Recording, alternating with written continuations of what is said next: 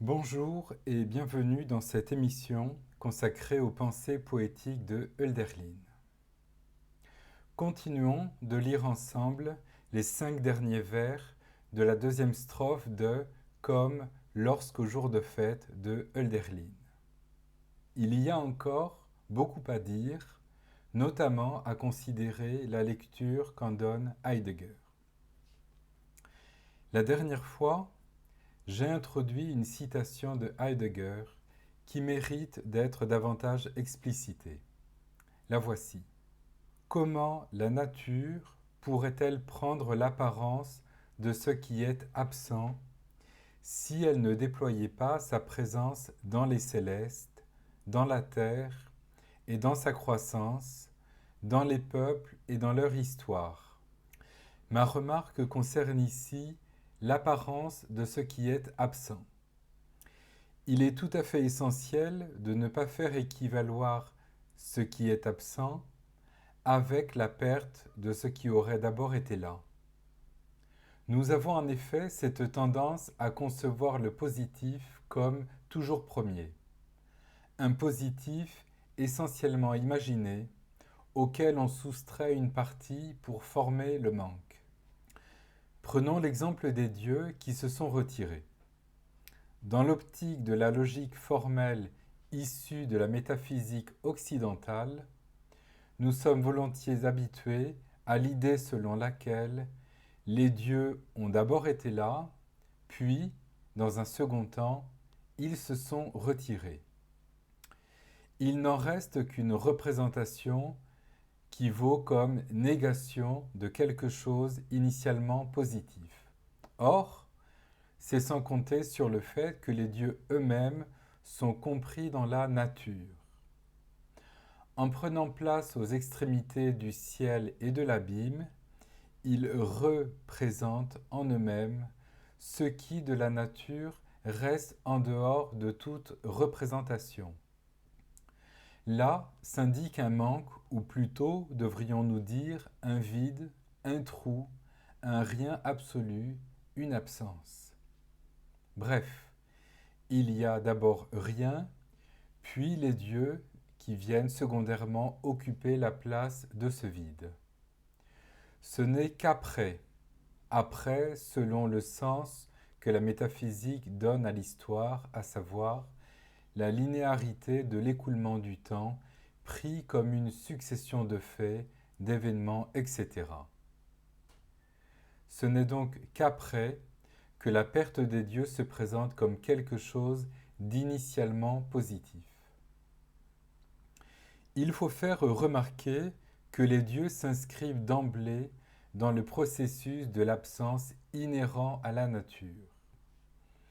D'une certaine manière, la perte des dieux fait partie intégrante de ce mouvement abîmant de la nature qui implique une opération d'effacement. Il faut que les dieux disparaissent pour que le tournant ou l'ouverture sur la loi rigoureuse issue du chaos sacré, comme l'énonce Hölderlin, puisse s'accomplir et qu'ainsi une nature autre puisse se déployer en tant qu'absence présentifiée. Comment considérer ici cette perte ? Je propose de l'entendre ainsi. Il n'y a pas de déploiement du sacré possible tant que l'effacement de la dimension imaginaire des dieux ne découvre pas un manque fondamental dans le grand autre métaphysique.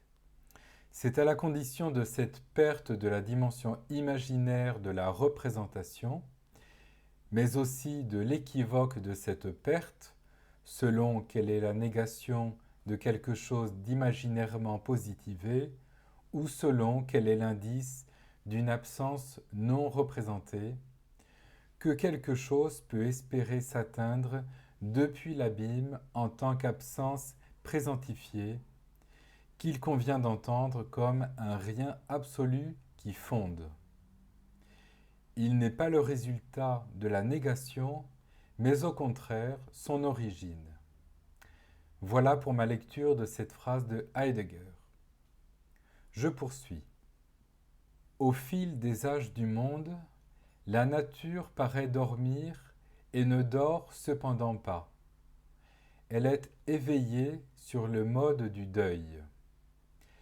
Ma remarque à propos de l'absence vaut également pour le mode du deuil dont parle ici Heidegger.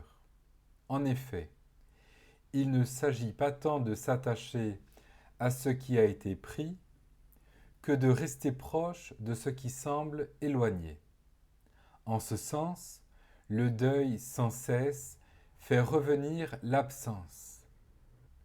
Faire revenir l'absence ne doit pas se limiter à ce qui reste d'une perte. Il s'agit avant tout de l'absence en tant qu'indice de ce rien absolu.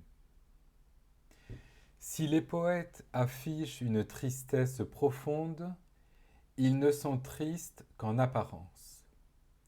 Si les poètes montrent une grande solitude, ils ne sont seuls qu'en apparence. Car au fond, ils ne sont pas seuls dans leur solitude.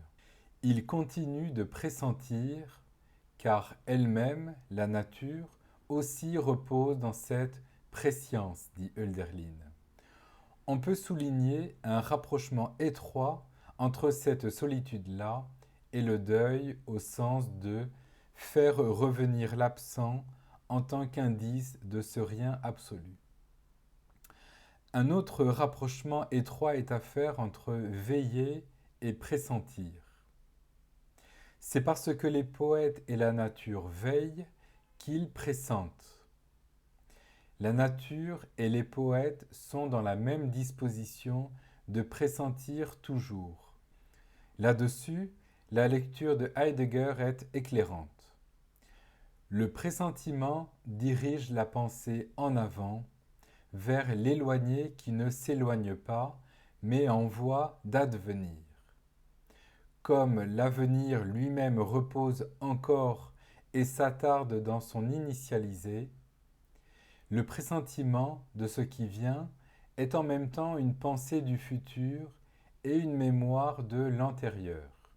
Le deuil, faire revenir l'absent, et pressentir, diriger la pensée en avant vers ce qui advient de l'absent selon l'antérieur encore à venir, sont donc très proches, voire même désignent une même chose.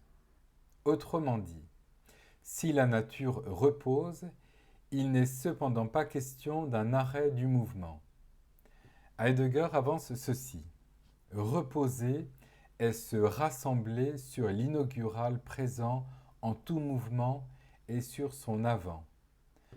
Avant, avec un E, pourrait signifier se mettre dans une certaine disposition ou situation pour préparer la venue du sacré, en deux mots, toujours en attente, ce qui revient à se rendre soi-même propre, à pouvoir accueillir la nature à la manière du poète.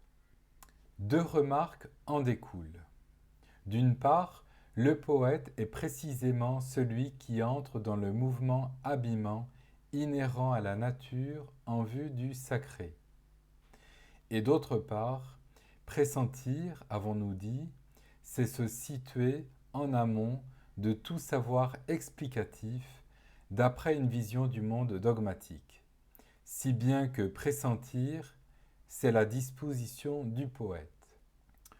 Pour reprendre la formule de Heidegger, je dirais que la nature repose triplement.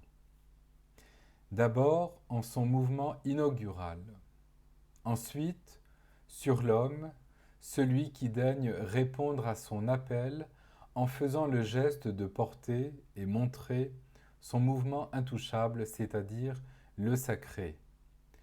Cet homme-là devenant poète et même poème. Enfin, il peut être intéressant pour la suite d'y entendre aussi la connotation à la mort, ici employée en un sens curieux. Heidegger dit « la nature repose », nom suivi d'un complément prépositionnel de lieu, avec donc la valeur de se trouver à tel endroit après la mort. Nous pouvons considérer aussi que la nature fait ainsi partie intégrante d'un processus qui mène à la vie et, comme on le verra, à la fête. Ceci s'accorde avec la pulsion au sens psychanalytique du terme, c'est-à-dire la mort nécessaire à ce que quelque chose d'une invention puisse advenir. Voilà pour aujourd'hui. Je vous donne rendez-vous mercredi prochain pour la suite du dialogue avec le texte psychanalytique et à dans 15 jours pour la suite de À l'écoute du pensée poétique. Au revoir.